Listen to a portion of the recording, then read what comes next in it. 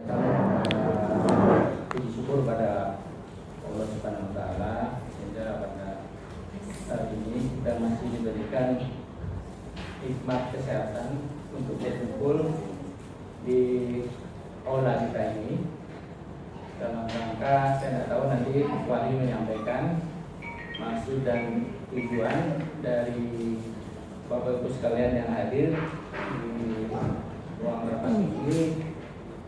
Dan yang kedua, tentu kita sampaikan bahwasanya Bapak Kepala Dinas hari ini sedang ke Jakarta ya, sehingga tidak bisa menemui Bapak Ibu sekalian. Kemudian yang kedua, Bapak Sekretaris kita lagi sedang ada tamu juga dari JK, sehingga diwakilkan kepada kami selaku Kepala Bidang Pengendalian Pencemaran dan Kerusakan Lingkungan Hidup. Tapi informasi yang kami peroleh dari Pak Tommy dari WAI itu terkait dengan stokpel ya. Stokpel yang ada di Lubuk Galung kemarin ya. Apakah kaitannya ini ada stokpel yang baru atau masih ada kaitannya dengan stokpel yang kemarin sudah dilakukan penghentian sementara oleh Pemkot Kota Padang. Kepada Wali kami persilakan untuk menyampaikan maksud dan tujuannya. Bismillahirrahmanirrahim. Assalamualaikum warahmatullahi wabarakatuh. Pertama-tama saya ucapkan terima kasih kepada Pak Teguh dan jajarannya yang telah menerima kami meskipun pada sore hari ini mendadak juga saya sampaikan tadi. Yang kedua adalah saya ini bersama dengan masyarakat Pak dari Pak Alawi Pampangan ya, sebanyak lebih dari 20 orang datang ke sini yang sebelumnya sudah datang ke daerah Kota Padang. Nah, tujuan kami datang pada hari ini adalah terkait dengan stokpil batubara, khususnya 4 stokpil batubara di Paralawi yang beberapa minggu yang lalu pada tanggal 12 Oktober DLH Kota kemudian berserta jajaran termasuk DLH Provinsi pada saat itu melakukan penindakan terkait dengan 4 stokpil ilegal yang beraktivitas. Kemudian juga terkait dengan itu masyarakat ini juga mengadukan terkait dengan baik itu masalah pernapasan, masalah kesehatan yang sampai saat ini masih dirasakan masyarakat. Tujuan utama sebenarnya bahwa kalau kita ingat lagi pada tanggal 12 Oktober itu bahwa DLH Kota Padang beserta jajarannya memberikan sanksi kepada 4 pelaku usaha ini. Sanksi itu disebutkan bahwa perusahaan stokpil ini tidak memiliki legalitas atau perizinan berusaha. Nah, di dalam rilis DLH Kota Padang juga disebutkan bahwa ada potensi pencemaran dan pencemaran yang sudah dirasakan oleh masyarakat. Saya rasa mungkin Bapak semua sudah tahu begitu ya, bahwa memang masalah kesehatan berupa ISPA itu dialami oleh hampir semua masyarakat yang datang pada hari ini dan di rumah. Nah, kemudian pada tanggal 12 bahwa memang seminggu disepakati begitu pasca itu, artinya tanggal 19 perusahaan sudah wajib mengosongkan seluruh material batubara dari stokpil tersebut. Nah, faktanya sampai tanggal 23 sampai saat ini begitu aktivitas perusahaan masih berlanjut. Setidaknya ada 2 perusahaan yang masih berlanjut. Yang paling parah itu sekarang ini adalah PT EMI. PT EMI ini pada saat ini misalnya gundukan batu baranya itu sudah sangat tinggi, sudah sangat menggunung. Dampak yang dirasakan masyarakat ISPA kesehatan dan lebih parah lagi nih dampaknya. Sehingga memang kami bermaksud datang ke sini untuk menanyakan sejauh mana progres yang sudah dilakukan oleh DLH begitu. Karena sekarang sudah 11 hari ini pasca ditindak pada tanggal 12 Oktober itu. Kenapa perusahaan masih melakukan kegiatan sampai saat ini? Itu. Tapi sebelum dijawab mungkin saya serahkan kepada masyarakat yang juga ingin menyampaikan keluh kesahnya ya, Pak. Terima kasih. Assalamualaikum warahmatullahi wabarakatuh. Kami langsung Pak. Jadi kami ini terdampak Pak di Kelurahan Paralawe RT 05 ini Pak udah lebih dari 2 bulan Pak. Jadi kami ini Pak sudah tidak, saya ini kebetulan punya toko Pak. Sampai saat ini Pak saya tidak jualan Pak karena toko saya itu sudah kotor sekali Pak. Sangat-sangat kotor Pak. Dan saya juga berobat tidak ke dokter umum Pak, sudah ke dokter spesialis paru Pak. Jadi yang waktu penyegelan tanggal 12 itu Pak, kami sangat gembira Pak. Kami kira permasalahan kami akan teratasi dengan disegelnya perusahaan itu kan Pak. Tapi Pak, terhitung dari hari tanggal 12 itu 2 jam setelah penyegelan, mereka sudah kembali beraktivitas. Mereka kan dilarang untuk memasukkan batu bara lagi ke dalam stopel Pak. Tapi PT ini melakukan sampai saat ini Pak.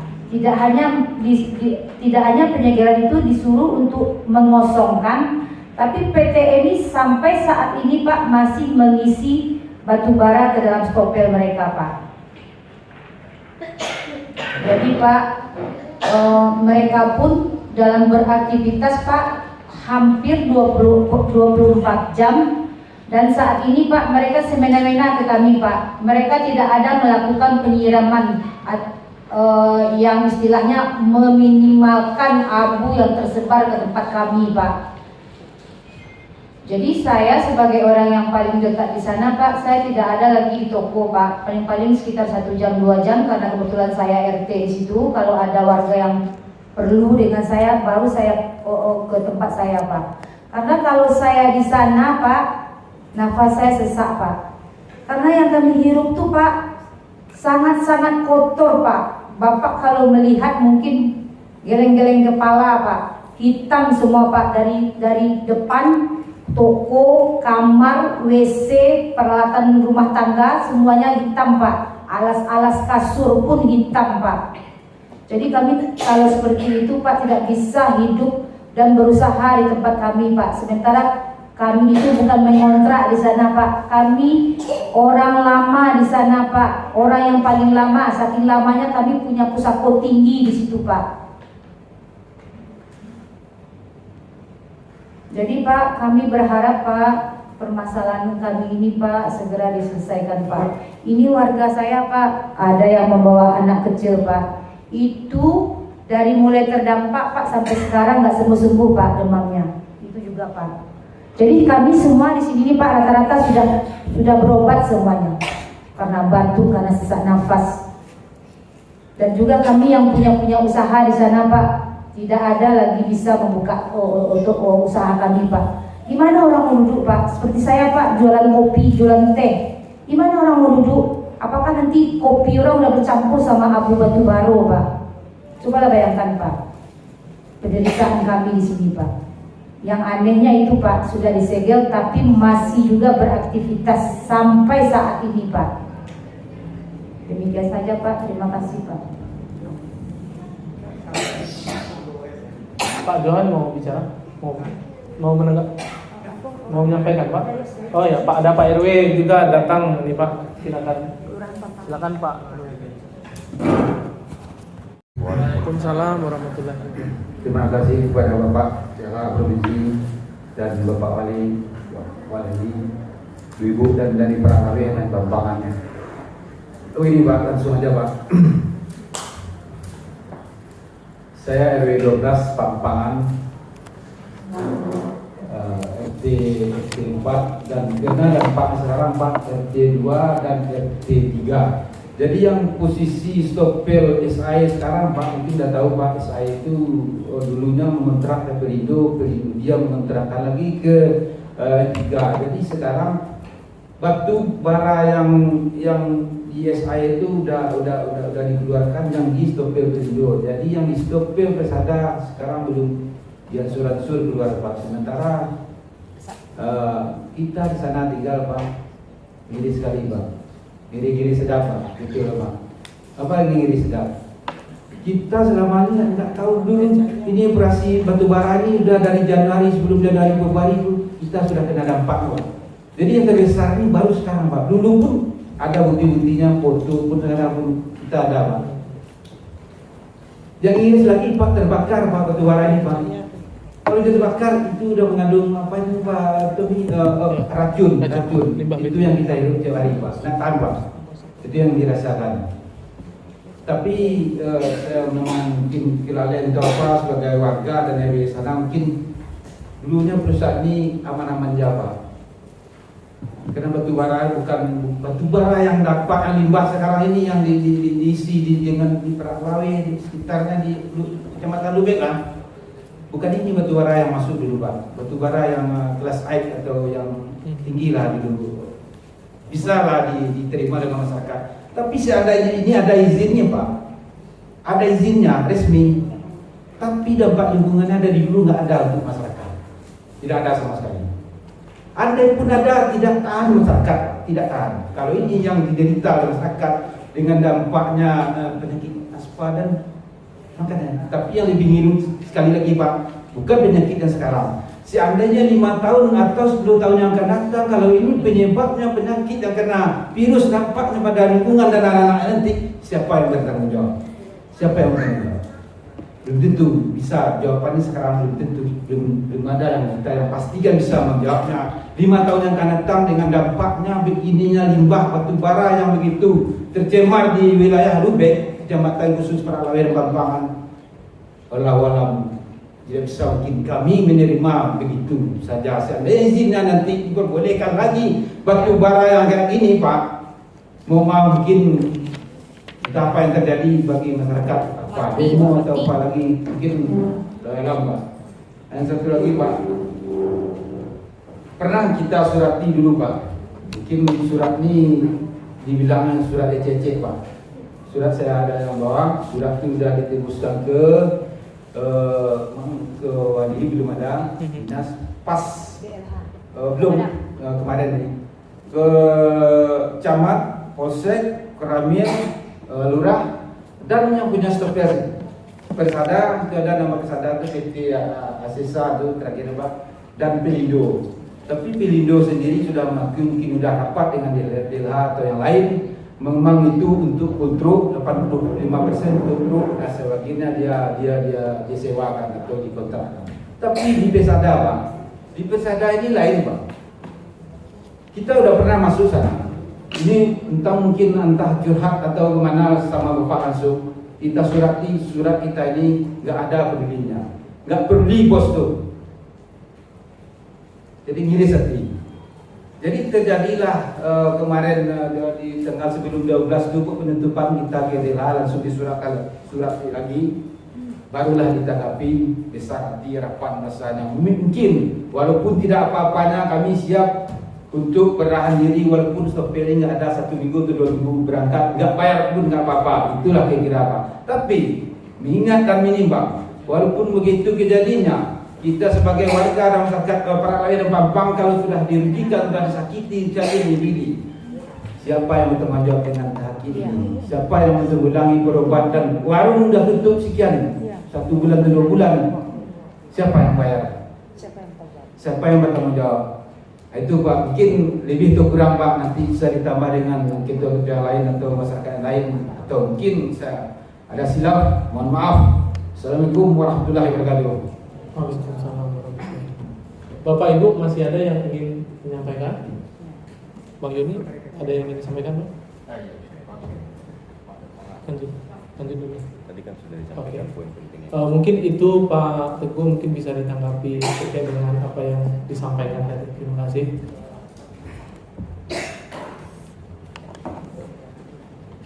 Permasalahan penderitaan yang sudah dialami oleh masyarakat sekitar lokasi yang terkena dampak.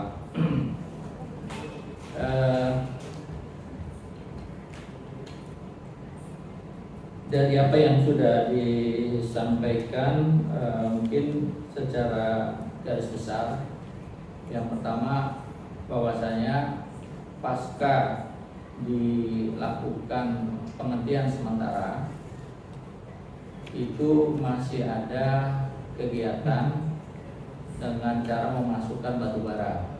Ya. Kan itu ya. Apakah ini terjadi hanya di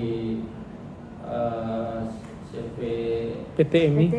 PTMI saja atau ke SAE juga? Kami mohon informasinya dulu. Kalau yang memasukkan PTMI Pak. Kalau yang memasukkan PTMI Pak. Berapa Ya, truk dari dalam SAE, Dari Ada. apakah masih ada ini Pak tiga truk RW? saya. Apakah masih ada batu bara yang yang di dimasukkan? RT 1 RW 1 udah mulai Pak. Tapi di RW 12 masih di gudang Persada itu masih banyak tumpukan.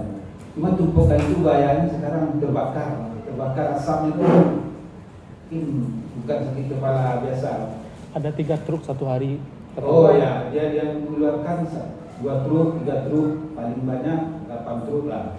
Tapi kalau dia mau loading mengeluarkan 24 jam 3 hari akhir, paling lama 1 minggu.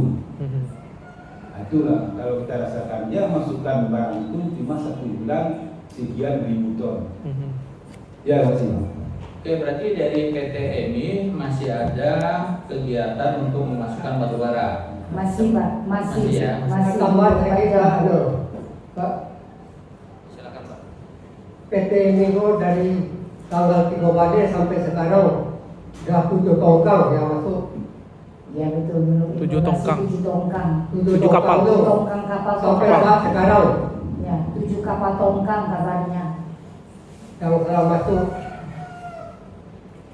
abunya saya disiram. Kalau untuk materialnya lebih banyak sekarang Pak Teguh, lebih menggunung sekarang. Ya. Kalau kita lihat dari belakang rumah ibu ini, mungkin dulu sebelum tanggal 12 itu mungkin masih datar dengan apa dengan Paling 2 bentuk hari 3 hari dikeluarin habis. habis. Nah sekarang itu semakin menggunung sekarang.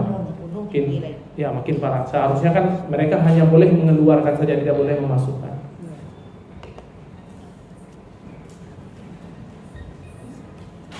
Oke, berarti yang PTMI masih banyak barang yang masuk, kemudian yang PT SAE yang 3 lokasi ini tidak ada barang masuk, tetapi ada barang yang dikeluarkan, tetapi belum semuanya kosong Pak ya. Masih banyak yang di sana. Kemudian yang kedua adanya swab bakar ya, swab bakar batu bara yang terbakar ini sehingga menyebabkan asap ya Pak ya. Asap itu bikin kita sesak ya. Karena asap batu bara ini kan baunya sangat panas sekali Pak. Bikin pusing. Nah, kemudian yang ketiga bahwasanya masyarakat yang terkena dampak ini sudah tidak bisa melakukan aktivitas perekonomian. Iya, Betul, betul. Pak. Ya, tidak bisa melakukan aktivitas perekonomian seperti halnya penjualan gitu ya Bu ya. Iya betul. Karena nggak mungkin pula berjualan, siapa yang mau beli kalau debunya banyak kan gitu Pak ya. Ya. Iya. Jadi mungkin dari apa yang disampaikan oleh Bapak Ibu sekalian, saya bisa mengambil kesimpulan 3 poin pentingnya. Sebentar Pak, ada lagi Pak. Kalau yang tidak berjualan Pak, Ya. mereka itu setiap hari Pak berkali-kali, mungkin berpuluh-puluh kali membersihkan rumah mereka. Coba bayangkan Pak. Walaupun mereka nggak berjualan, ini ada warga yang tidak berjualan, tapi mereka akan berpuluh-puluh kali menyapu, ngepel.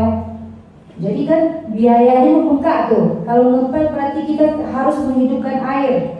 Yang biasanya listrik mungkin 100 atau 200, sekarang bisa 400, 500 bisa ya. Karena kalau debu batu bara itu Pak, yang saya alami ya, yang saya tempat membersihkan toko saya, kalau disapu Pak, dia tambah naik Pak berterbangan. Jadi cara membersihkannya itu kami harus ngepel lama-lama. Dan ngepel itu berpuluh-puluh kali supaya bersih Pak, karena itu lengket Pak di lantai Pak. Itu Pak bagi warga yang tidak punya kedai ya Pak ya. Nah, mereka sibuk tuh dia sebentar, tiap sebentar ngepel, nyapu, bersih-bersih alat peralatan rumah tangga. Ada juga warga saya itu Pak yang AC-nya sampai nggak bisa hidup karena udah tertutup debu. Gitu aja Pak.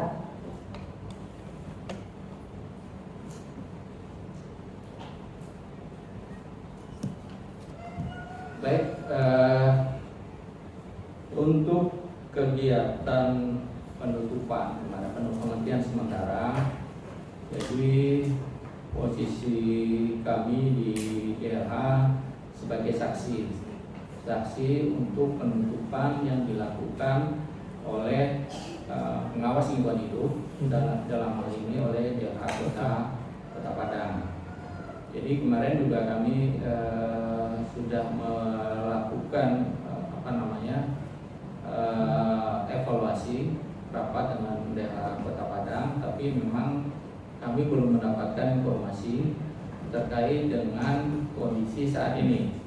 Ya, kami belum mendapatkan kondisi saat ini.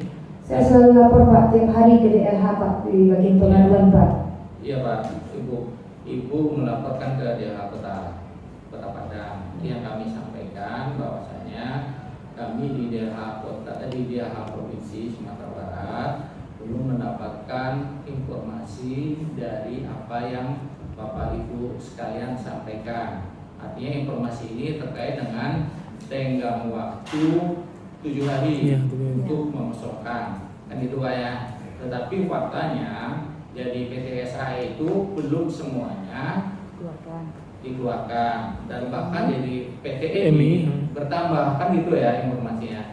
Bertambah. Jadi kami pertama untuk mengucapkan terima kasih kepada Bapak Ibu sekalian yang sudah memberikan informasi kepada kami DLH Provinsi Sumatera Barat. Tentu dari informasi ini akan kami tindak lanjuti, Bapak Ibu sekalian. Tindak lanjuti dengan melakukan koordinasi DLH Kota Padang. Tadi kan dari pihak wali dan masyarakat yang terkena dampak sudah bertemu dengan DLH Kota Padang. Kami juga minta informasi Pak terkait pertemuan dengan DLH Kota Padang tadi, sehingga nanti pada saat kami sounding juga berdiskusi terkait dengan tindak lanjut dari pemberian sanksi administratif ini, kita juga bisa mendapatkan informasi yang sama. Silakan. Ya, jadi tadi ke Dinas Lingkungan Hidup Kota Padang itu beberapa tindakan yang diambil adalah dengan menyurati kementerian terkait di Jakarta. Salah satunya adalah KLHK terkait tidak dijalankannya sanksi administratif tersebut terkait dengan pengosongan areal stockpile tentunya. Nah, tadi hanya dilihatkan beberapa saja tadi draftnya. Jadi baru draft surat. Nah, salah satunya ke KLHK, ada yang ke investasi.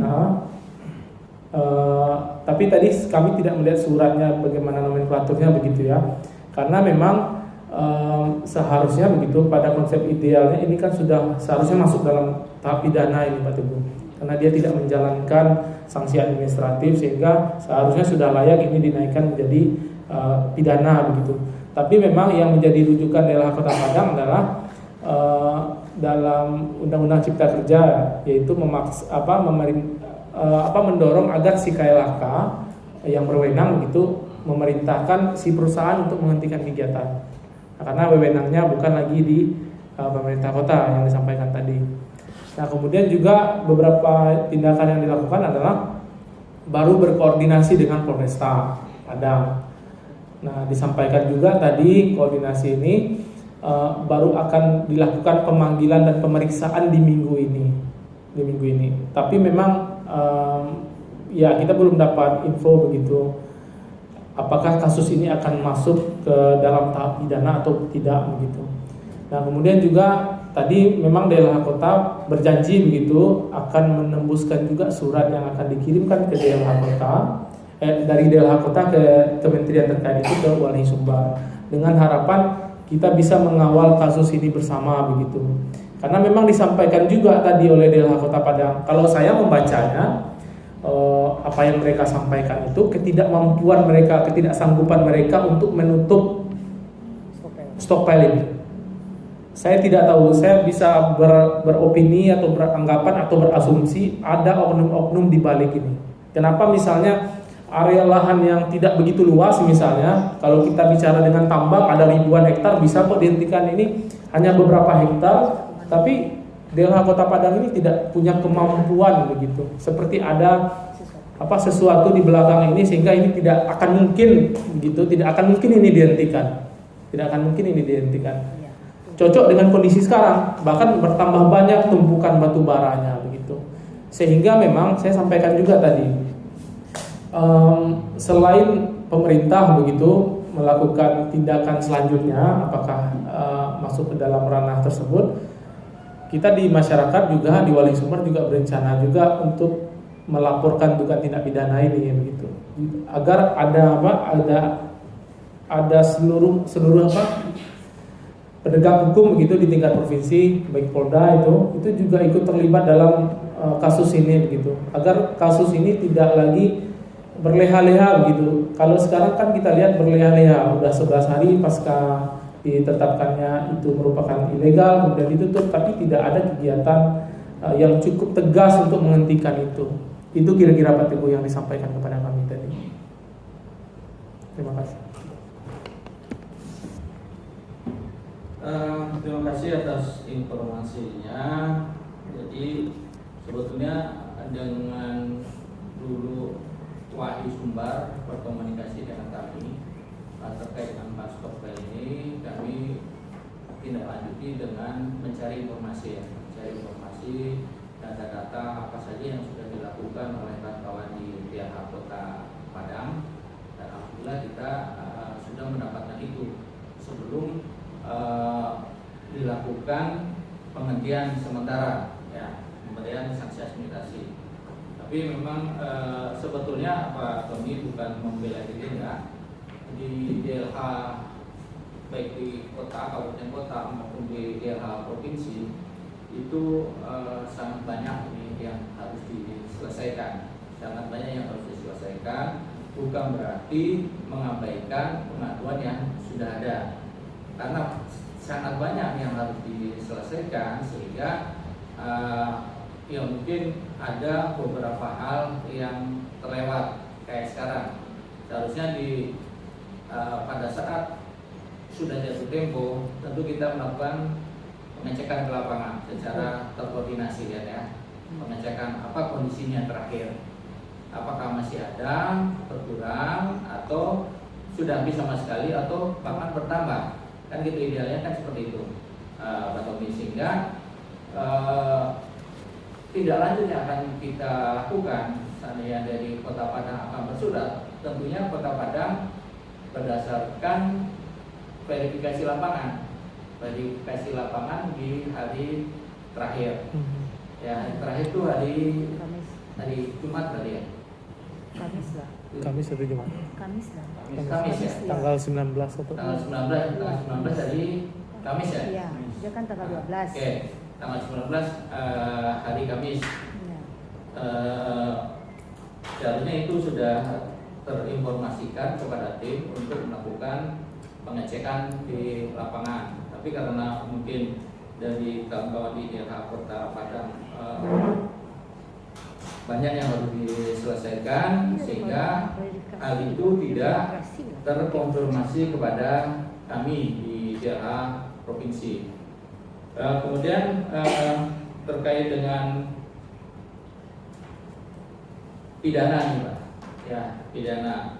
Memang di dalam Undang-Undang 32 tahun 2009, apabila ada sanksi administrasi paksaan pemerintah itu tidak dilaksanakan, opsinya dua, apakah nanti ke pembubaran perizinan perusahaan atau ke pidana. Kalau seandainya nanti ke pidana, tentu kita harus cukup alat bukti nih Pak, ya kan Pak Tommy? Kita harus cukup alat bukti. Ya, jangan sampai nanti kita ke pidana, kemudian ini diproses, tapi alat bukti kita tidak cukup. Ya, bukan berarti kami mengecilkan untuk diajukan pidana, tidak seperti itu. Tapi kita ketahui bersama kalau seandainya pidana tentu ada alat bukti yang cukup. Nah, itu yang nanti coba kami komunikasikan juga dengan kawan-kawan di DLH Kota Padang. Kemudian terkait dengan surat ke KLHK atau ke Badan Penanaman Modal penanaman modal yang ada di pusat, karena kemarin juga kita dari kawan-kawan yang hadir di sini sebagian mengikuti Zoom meeting dengan Badan Penanaman Modal juga terkait dengan status perizinan ini. Jadi terkait dengan kewenangan, jadi Pak Tommy sudah menyampaikan bahwasanya di DLH Kota Padang itu juga mengakui Pak ya, kalau kewenangan ini berada di pusat Pak ya. Nah, jadi tentunya karena kewenangan ini berada di pusat, kawan-kawan di DLH Kota Padang akan menyampaikan perihal kondisi saat ini, tentu dengan kronologis, dengan pemberian sanksi, kemudian jatuh tempo sanksi sudah selesai, tetapi belum dilaksanakan, kan gitu. Nah, kalau seandainya surat ini sudah disampaikan ke KLHK, tetapi belum melakukan verifikasi lapangan, tentu datanya ini juga tidak cukup. Saya nggak tahu apakah kawan-kawan di DLH Kota Padang pada saat jatuh tempo hari Kamis itu sudah melakukan verifikasi lapangan atau tidak. Tentu nanti kami akan koordinasi dengan kawan-kawan di DLH Kota Padang.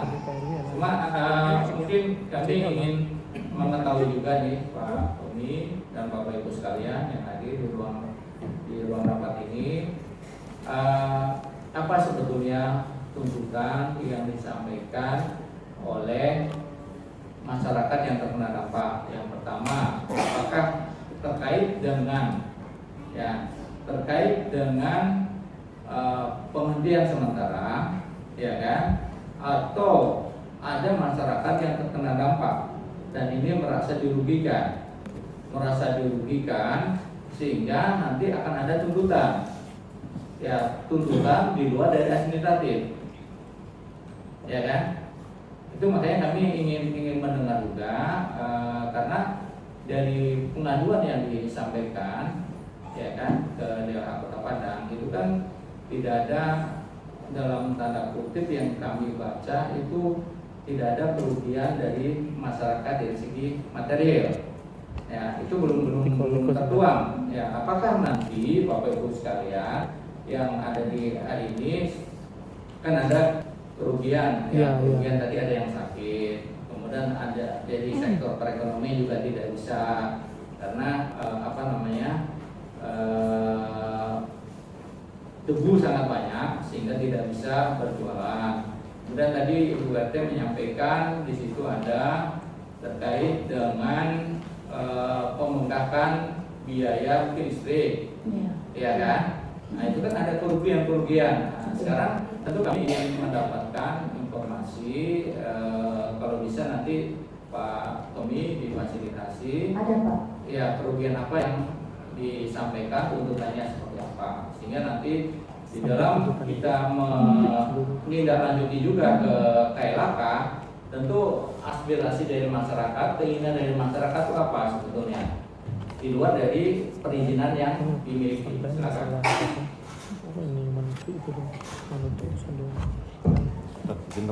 Ibu. Kalau yang kami inginkan Pak di daerah saya terutama